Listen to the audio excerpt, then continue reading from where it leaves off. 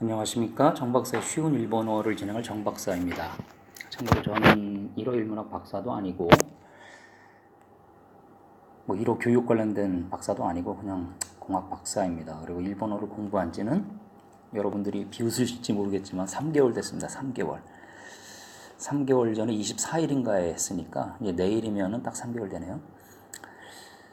근데 이거를 3개월밖에 안 된 친구가 어떻게 일본어 강의라고 하면 강의를 할까 이런 것들을 진행하게 됐을까요?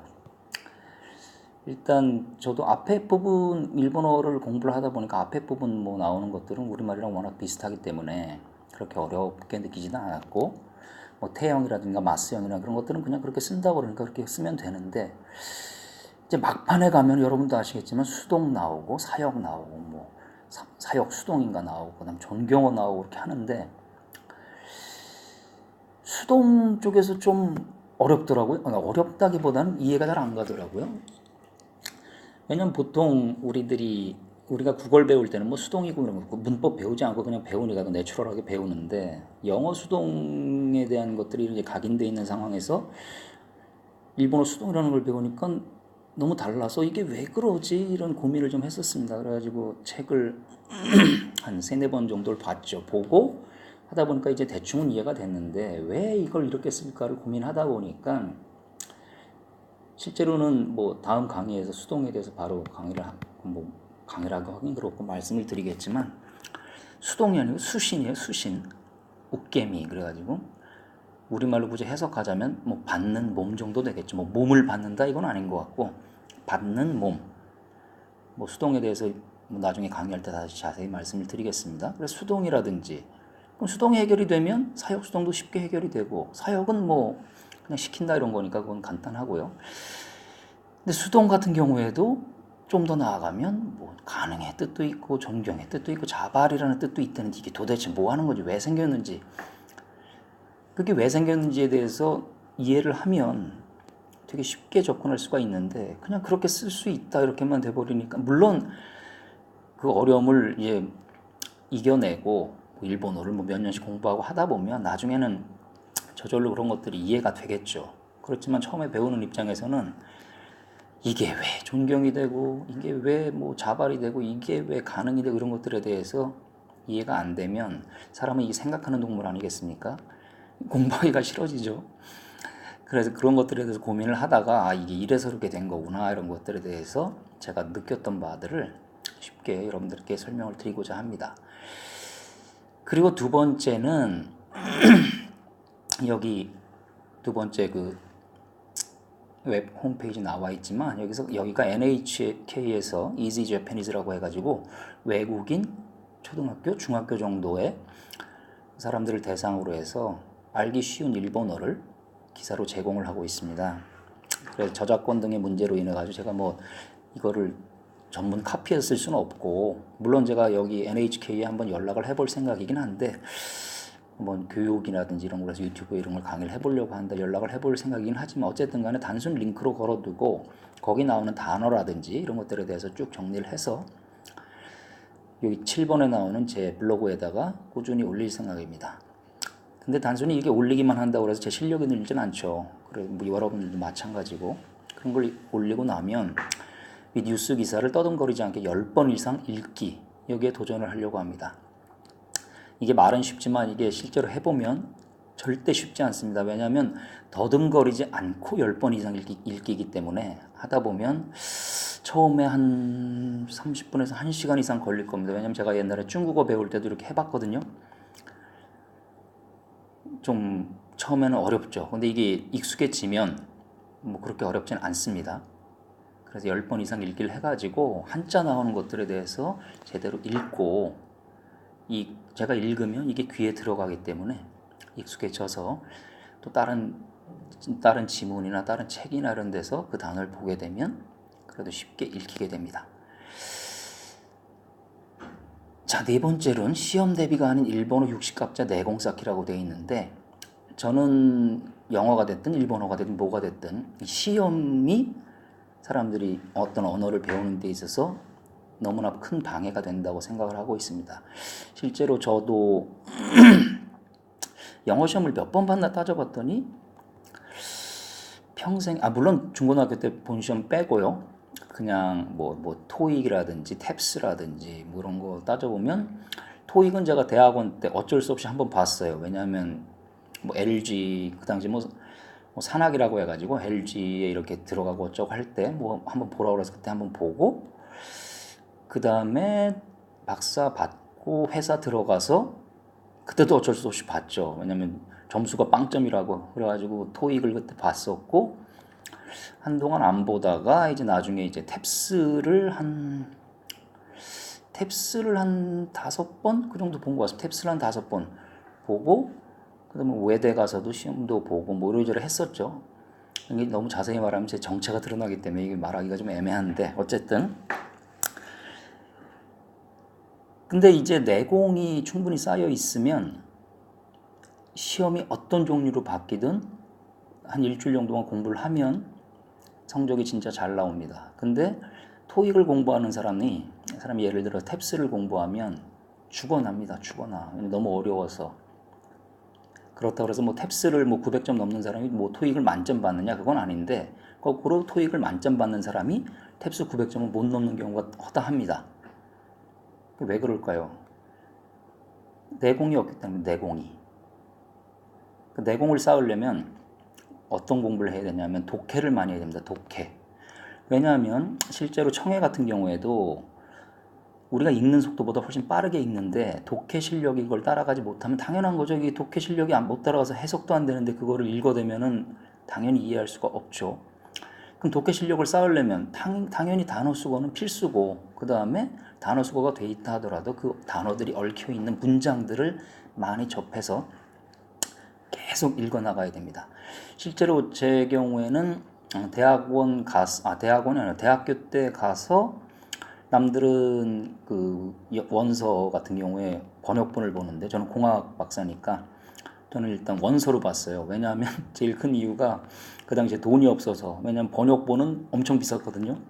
근데 뭐 영어 원문은 그 당시에 되게 쌌으니까 원서로 된 걸 봤고 그 다음에 좀 집이 좀 멀어서 지하철 같은 거 타고 다닐 때 그냥 영어 소설책을 사서 읽었습니다. 뭐 존 그리샴이라든지 뭐 마이클 크라이튼이라든지 여러 책을 읽었죠. 지금 따져보면 저도 정확히는 기억 안 나는데 한 100권 정도는 읽었을 것 같아요. 물론 그렇게 한 번 읽고 땡 했죠. 그걸 읽고 또 읽고 해야 되는데 사람이 이제 어른이 되다 보면 그런 거 또 읽고가 좀 어려우니까 그런 내공을 어쨌든 쌓아놨죠. 쌓아놓고 그 다음에 시험 예를 들어 있기 전에 예를 들어 뭐 탭스 시험이 있다니 뭐 한다 그러면 예를 들어 MD 33,000 문덕의 33,000 이런 것들 1.4배속 1.6배속 정도로 그 방송한 거 틀어놓고 죽어라 외우고 이렇게 했어요. 근데 이제 내공을 쌓아놓은 상태에서 그렇게 하게 되면 아시겠지만 진짜 흡수하는 능력이 빠릅니다. 근데 내공이 안 쌓인 상태에서 단어를 외우려고 그러면 죽어나죠.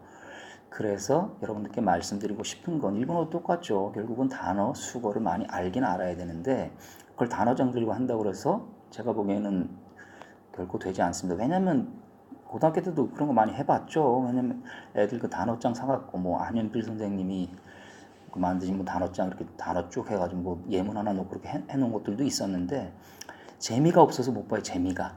그죠?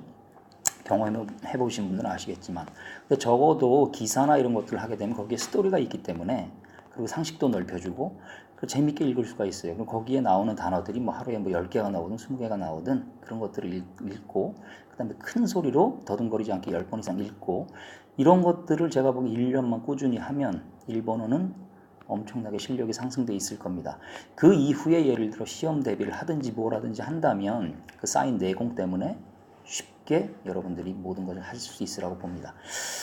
참고로 저는 예전에 중국어도 잠깐 공부했었습니다. 왜냐하면 요즘도 그 책이 인기인지 모르겠는데 그 김용웅 선생님이 지으신 그 영웅문이라는 소설이 있어요. 영웅문 무협지인데 제가 무협지를 엄청 좋아해서 한국어로만 한 10번 20번은 본 것 같아요. 근데 평상시에 꿈이었어요. 그거를 원어로 보고 싶은 게 꿈이었는데 어떻게 기회가 돼서 중국어를 잠깐 시작하게 됐죠.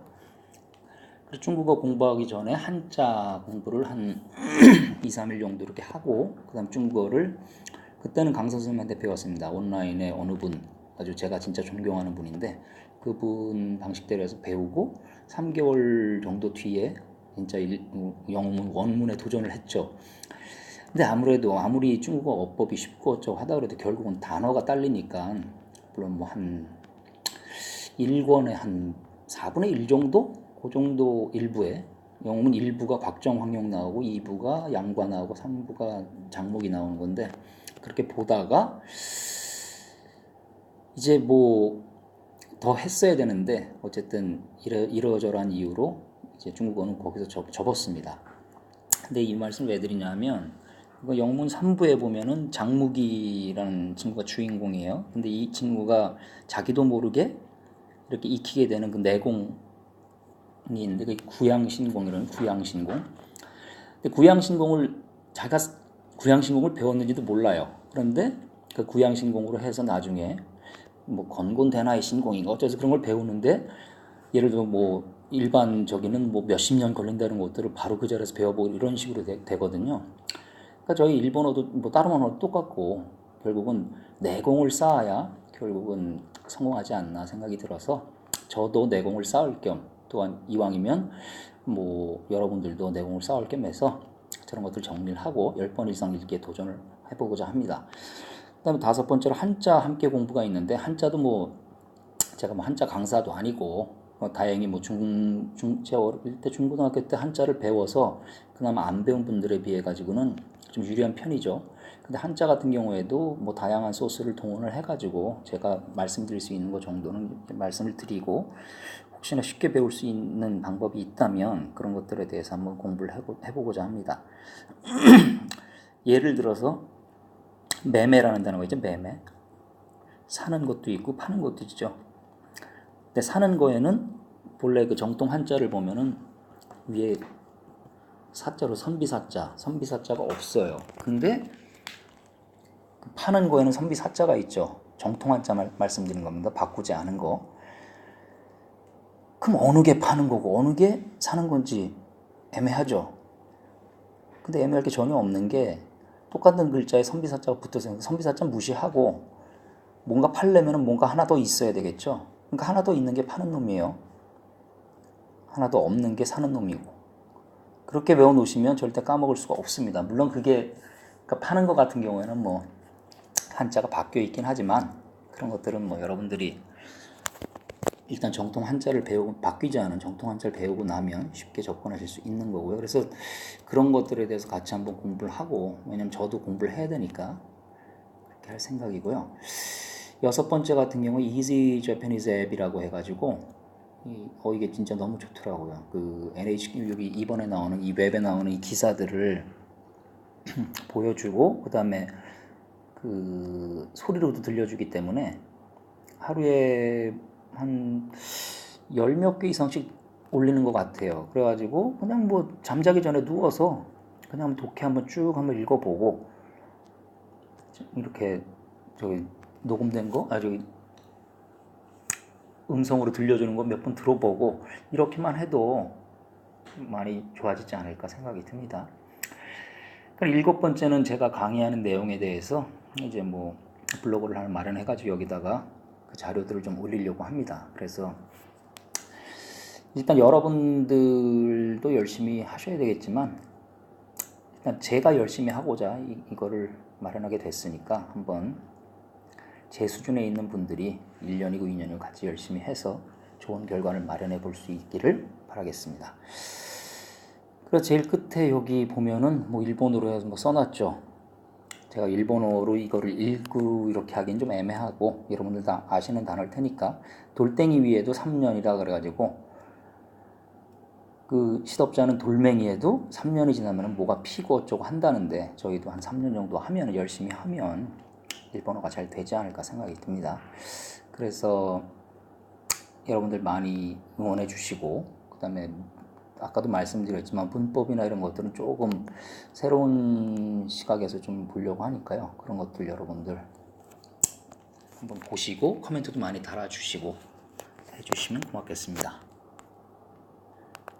이것으로 마치겠습니다. 감사합니다.